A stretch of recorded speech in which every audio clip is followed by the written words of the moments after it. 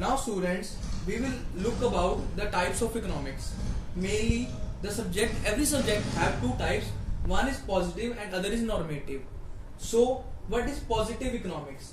Positive economics, it deals with economic problems from the past, present and future.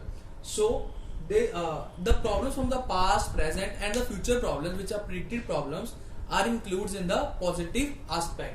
So how the positive, these are studied with the facts and figures. For example, the 22% of population of India is actually poor. Now the 22% of population is a fact.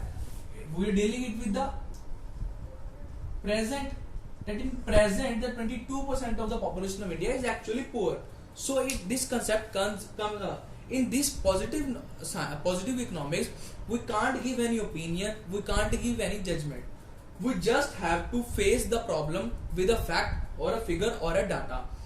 So now the characteristics of the positive economics are, it based on fact and figures. Okay, it is verifiable but truth. How it is verifiable? We know that the 22% of population of India is actually poor. We have get some data, the government has done any survey or there is any report of the any world institution. So it is verifiable but truth. And the last is, it do not reflect any value or judgment of the economics.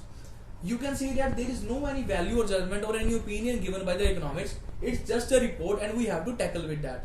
Okay. Now the next come normative science. Sorry, normative economics. Then the word normative means that what ought to be. Now what ought to be? That what we have to do to solve this problem. In positive we are just concerned with the problems, but now we are doing the problem, that what ought to be to solve that problem. So it deals with the opinion of the economics related to the economic issue. So we know that the 22% of Indian population is actually poor by the positive aspect. Now we have to clear it out. We have to make some policies, or the government has to make any decision or provide any scheme for that. So it comes in the normative economics. Now, for example, the Manrega, MG Narega, Mahatma Gandhi National Rural Employment Guarantee Act. It provides a fixed day of employment guarantee to the labor class. Make an example that Manrega will bring an end to the problem of unemployment in the country. So it is an opinion of an economics that Manrega will end the problem of unemployment. And there is also another opinion, Manrega use taxpayers' money and it should be stopped. This is a true thing, that Manrega use the most of the taxpayer money, and also most of the people misuse the scheme, that some people take the money and don't have to work. The high class people also make the MG cards. Okay, that's a different aspect, leave it. So the characteristics of the normative one is value judgment. It judges the value, leads to controversy and debate. Now the thing is, these two things are contradicting each other and clashing the concept.